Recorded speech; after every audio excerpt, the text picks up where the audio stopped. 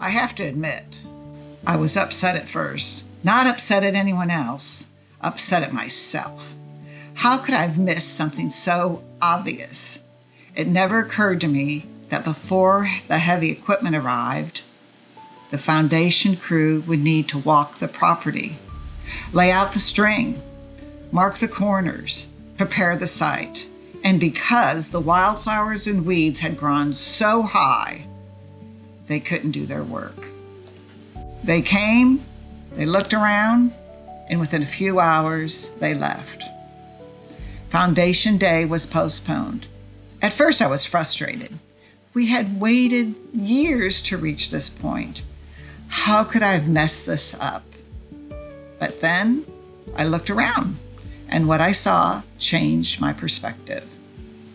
The hill country puts on quite a show every spring. People drive for hours to see the wildflowers.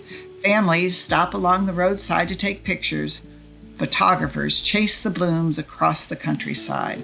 And this year, the show was spectacular. Our hill covered in flowers, wildflowers of every kind dancing in the wind.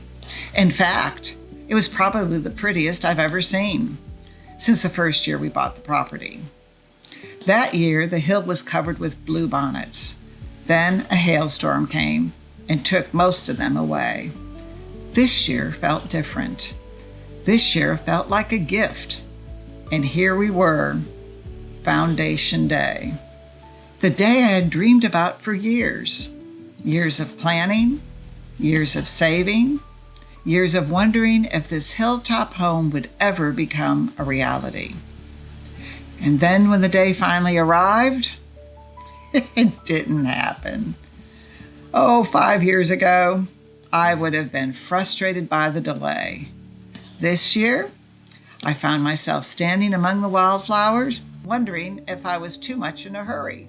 The first delay wasn't engineering. It wasn't permits. It wasn't weather. It was flowers. The land had to be cleared before construction could begin. And standing here, I found myself thinking, we've already waited this long. What was one more day? It was one more sunrise, one more sunset, one more day of butterflies flying, and one more chance to enjoy something that won't be here tomorrow. The butterflies didn't know the house was coming. The flowers didn't know there was a construction schedule that had to be made. They simply were doing what they were created to do, blooming, growing, bringing beauty to the hillside. Then the equipment arrived. The engine started up. The dirt began to move. And wouldn't you know it, suddenly, I wasn't worried about the flowers anymore. I was worried about the ground underneath them. See, several months ago, after a rain, my son found an ancient dart head on this property, right here, near where our future patio will be. It's crazy to think that someone stood right here thousands of years ago, walked this same ridge, watched these sunsets and sunrises, and looked across the same valley. Long before I'd ever dreamed of building a house here. And today, every scoop of dirt made me nervous. What if there's another point dart under there? And what if there's another story buried underneath the soil? What if the progress covers up something worth remembering? Maybe that's the tension of life. We're always standing between what was and what will be, between history and hope, between memories and dreams. The flowers have their season. The people had theirs before us. And now this season, not to our own, not to our control, but to steward. One day this house will be old. One day someone else will walk this hill. And maybe they'll wonder, who lived here? Why did they build here? Who loved this place enough to call it home? Who watched these same sunsets? Who sat beneath these oak trees? who appreciated the beauty of this land. See, the foundations matter, but so do wildflowers, and so do the people who came before us, because building something new should never require forgetting what came first.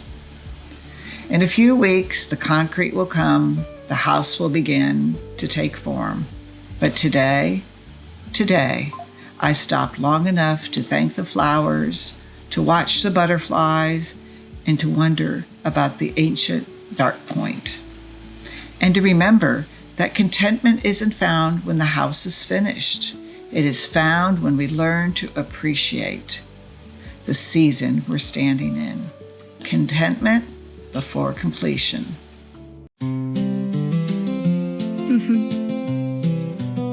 Now yeah.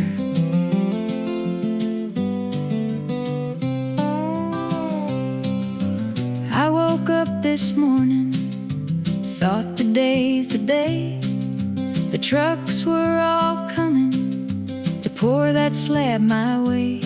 I'd waited years to see it, dreamed it in my head, but the wildflowers had another plan, and this is what they said. The wildflowers won, the wildflowers won.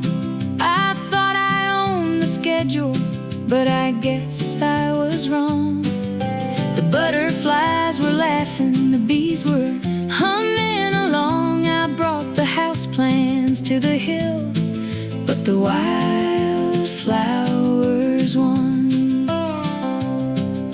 The survey string was stretching across the future floor, right through a sea of color, from one end to the other. The crew looked all around and said, we'll come back another day.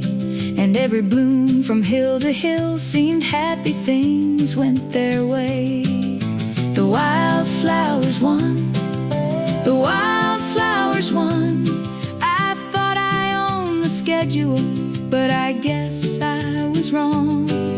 The butterflies were dancing like they'd known it all along. I brought the house plans to the hill, but the wildflowers won.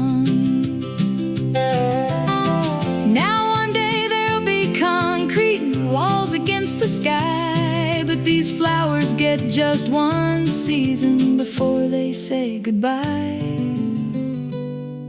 So maybe it was fitting, before the work began, to let the hill have one last word before the house moved in. The wildflowers won, the wildflowers won. And standing there among them, I realized they weren't wrong. The house can wait a little, it's waited this long. I came to build a home that day, but the wildflowers won. The foundation is coming eventually.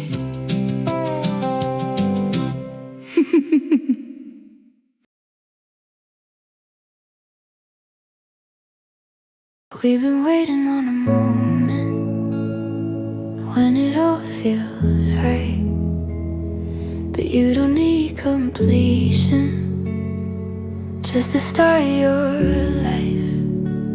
Don't wait on perfect timing, don't wait till it's all done. You can live